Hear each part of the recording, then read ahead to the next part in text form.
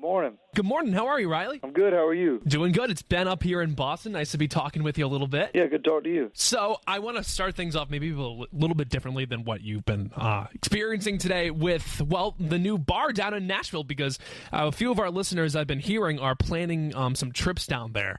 And I know there's a lot of new competition with those bars opening up. So you opened up the Duck Blind last fall. That's right. Yeah, the difference is it's not down on Broadway with all the other artist-owned bars. It's in Midtown, which is a little less of a touristy area, more of a local hangout, and certainly where I spend a lot of my time at. Obviously, I'm sure you had a hand in like curating the menu and the drink menu. Is there one that you like secretly hate having on that menu that everyone keeps ordering? Well, we actually just changed the menu up a little bit the other day, so I've gotten to have quite a hand in it. There's a Copperhead Road charcuterie board on there. Okay. Which I just thought people would be really surprised if there was a charcuterie board on the menu at my bar and restaurant, but there is.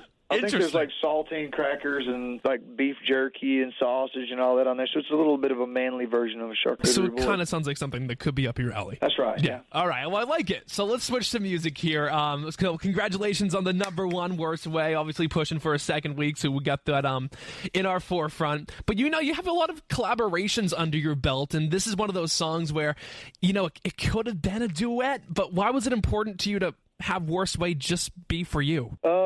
That's a good question.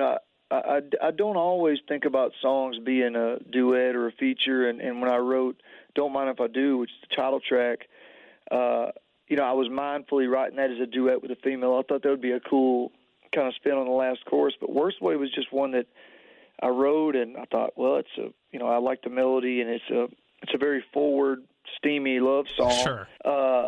And to be honest with you, that's kind of out of my comfort zone anyway, as a songwriter and a performer. So when I did it, I didn't think about anybody else. I was just trying to get through it. So we talked about a little bit, Don't Mind If I Do, obviously the name of the album.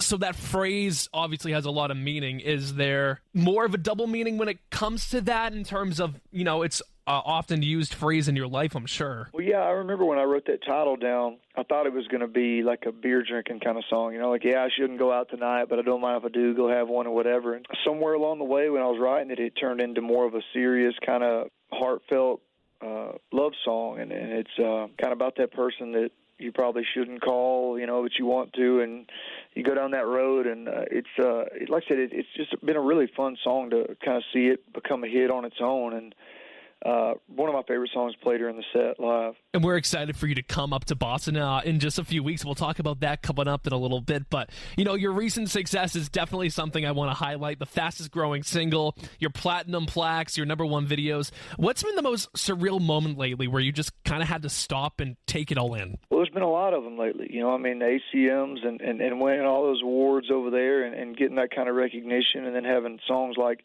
Worst Way that really, I've had some #1 singles, but this one has really flown up the charts, which is a really new thing for me. And it's just been really awesome to see fans really excited about what we're doing musically and coming out to shows. All the shows are selling out, and it's just a great time to be out on the road tour. And our show last week in Charlotte was my biggest headline show at 20,000, sold-out show in Charlotte. At Raleigh. Yeah, appreciate it. So it's been a really good time on the road right now. And, of course, the song with Ella, You Look Like You Love Me, the #1. And, she's out on the road with you. And back when that song was approaching #1, I had the chance to talk to her. And now the song is a certified #1. What's it like seeing that song grow and getting to share the stage with someone you had that success with? Oh, it's awesome. I've been such a big fan of Ella for a long time. And, I don't think it works out like that very often, where you have somebody that you have two really big songs with, and then also being able to be on the road and perform those songs together live every week is a really cool thing. And, of course, like I said, you're heading up to Boston's MGM Music Hall with Ella July 25th, which is right outside Fenway, of course, and I'm sure you might have heard some of the breaking sports news we've had recently up here. But what can the Boston crowd expect when Riley's in town? Well, it's a lot of beers in the air. It's a high energy show, and we've had a lot of great openers out on the road with us. So it's a really good show from top to bottom. I've really enjoyed it, and the fans have been great this whole tour, so I'm sure it won't be any different when we get to Boston. Absolutely. Have you had a lobster roll in Fenway territory? I have to ask. If I have, it's been too long. I'll have to get another one while I'm up there. Well, absolutely. We're looking forward to that. Do you have any pre-show superstitions that you try to take care of before you take the stage? I just try to get a good nap and fix a cold drink before I go up there, and I'm ready to go. And if the Duck Blind had a karaoke bar, what's your go-to? That's tough. Maybe Red Ragtop, Tim McGraw. I like it. I was actually just listening to that song the other day, and I'm like, what happened on that one? I love it. Well, Riley, we're so looking forward to having you up here on the 25th. And you know what? Have a great rest of your day. Thank you so much for taking the time. Appreciate it, man. Good talking to you.